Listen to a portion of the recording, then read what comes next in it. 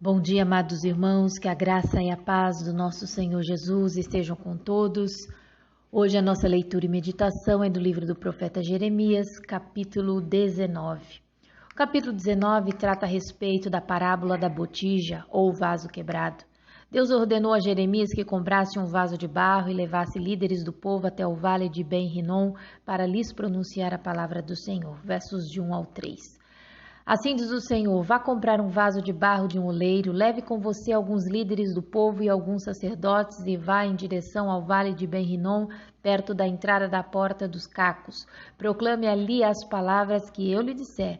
Diga: ouçam a palavra do Senhor, reis de Judá e habitantes de Jerusalém. Assim diz o Senhor dos exércitos, Deus de Israel: trarei desgraça tal sobre este lugar que fará retinir os ouvidos daqueles que ouvirem isso. Essa parábola trouxe consigo uma grande lição. Deus ordenou a Jeremias que quebrasse deliberadamente o vaso, simbolizando a destruição de Jerusalém e Judá. No capítulo 18, vemos que o oleiro trabalhava com o barro ainda úmido e maleável, de modo que era possível lhe dar nova forma trabalhando de novo.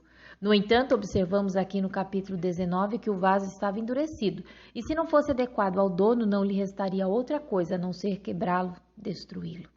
Não podemos deixar de dizer que o vaso simbolizava a dureza espiritual total a que Judá havia chegado, e quebrando-a na presença dos cidadãos mais velhos e dos sacerdotes, o profeta estava indicando o julgamento que estava por vir.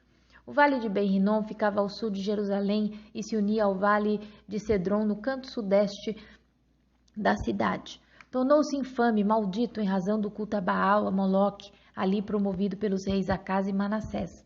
No reinado de Josias, ele destruiu o templo e profanou a região a fim de evitar que ali fossem praticados futuros atos idólatras. Assim, depois disto, o vale foi usado para queimar lixo e cremar os corpos de criminosos. O lugar provavelmente pode ser identificado com o Adi al-Rabadi. A porta do oleiro ou dos cacos que levava para o vale talvez fosse o lugar em que se jogava a cerâmica quebrada. Nos versos 4 ao 9, vemos que Jerusalém, onde ficava a casa de Deus, tinha sido profanada por rituais pagãos totalmente alheios ao caráter e ao objetivo da aliança. Naquele vale, as pessoas tinham sacrificado e queimado seus filhos quando os rituais do culto a Moloque o exigiam como sacrifício. Jeremias 7,31. Construíram o alto de Tofete no vale de Ben-Rinom para queimarem sacrifício seus filhos e suas filhas, coisa que nunca ordenei e que jamais me veio à mente. Os versos 5 e 6 são praticamente uma repetição do capítulo 7, dos versos 31 e 32 de Jeremias. Nos versos de número 7 a 8, o Senhor enfatiza os horrores que viriam sobre a cidade. Esvaziarei neste lugar os planos de Judá e de Jerusalém. Eu os farei morrer pela espada perante os seus inimigos, pelas mãos daqueles que os perseguem, e darei os seus cadáveres como comida para as aves e os animais.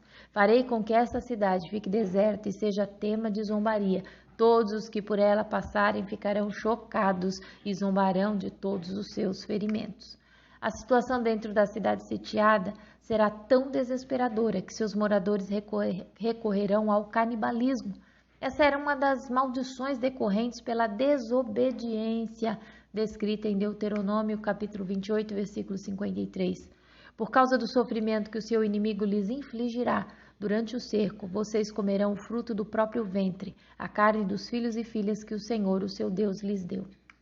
Essa predição de Jeremias aparece cumprida em Lamentações de Jeremias, capítulo 4, verso 10. Com as próprias mãos, mulheres bondosas cozinharam os próprios filhos, que se tornaram a sua comida quando meu povo foi destruído.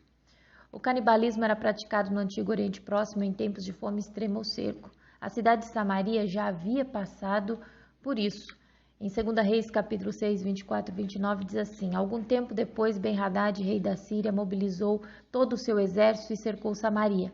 O cerco durou tanto e causou tamanha fome que uma cabeça de jumento chegou a valer 80 peças de prata e uma caneca de esterco de pomba 5 peças de prata. Um dia, quando o rei de Israel inspecionava os muros da cidade, uma mulher gritou para ele: socorro, majestade! E o rei respondeu: se o Senhor não socorrê-la, como poderei ajudá-la? Acaso há trigo na eira ou vinho no lagar? Contudo, ele perguntou: qual é o problema? E ela respondeu: essa mulher me disse: vamos comer o seu filho hoje e amanhã comeremos o meu. E então cozinhamos o meu filho e o comemos. No dia seguinte eu disse a ela que era a vez de comermos o seu filho, mas ela o havia escondido.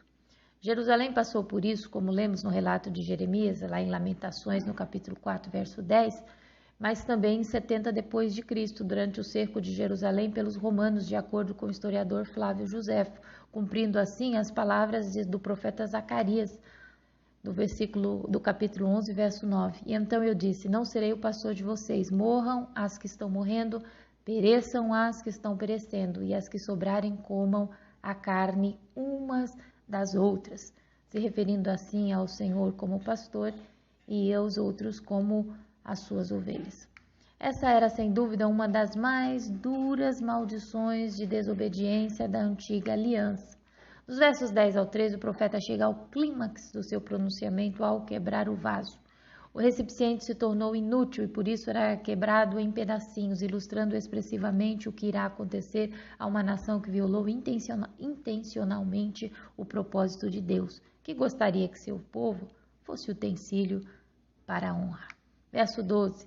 Assim farei a este lugar e aos seus habitantes, declara o Senhor, tornarei essa cidade como Tofete. Observe que mesmo Tofete, sendo um lugar impuro, será necessário recorrer a ele por causa da grande quantidade de cadáveres depois do cerco. Jerusalém ficará como o alto do vale do Ben-Rinom, que foi profanado, como já falamos, durante a reforma de Josias. 2 Reis, capítulo 23, versos 19 e 20. Como havia feito em Betel, Josias tirou e profanou todos os santuários idólatras que os reis de Israel haviam construído na cidade de Samaria e que provocaram o Senhor a ira. Josias também mandou sacrificar todos os sacerdotes daqueles altares idólatras e queimou ossos humanos sobre os altares. Depois voltou a Jerusalém. O profeta declara que os terraços das casas também serão destruídos por causa da sua importância na idolatria da nação. O telhado plano das casas orientais tinha diversas utilidades ilustradas na Bíblia, e parece que antes do exílio eles eram usados normalmente para adorar divindades astrais como Astarote e corpos celestiais, e é claro, também a Baal. Jeremias capítulo 32, versículo 29. Os babilônios que estão atacando essa cidade entrarão e a incendiarão. Eles a queimarão juntamente com as casas nas quais o povo provocou a minha ira, queimando incenso a Baal nos seus terraços e derramando ofertas de bebida em honra de outros deuses.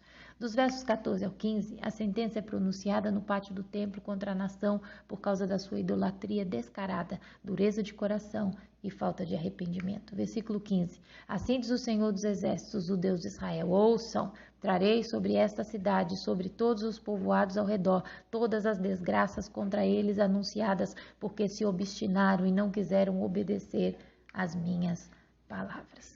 Que o Senhor nos livre de toda dureza de coração e venha nos quebrantar, para que a obstinação não controle a nossa vida, nos impedindo assim de ouvirmos a voz do Senhor e obedecê-lo. Que Deus nos abençoe e até amanhã, se Deus quiser, com apenas o capítulo 20 do livro do profeta Jeremias.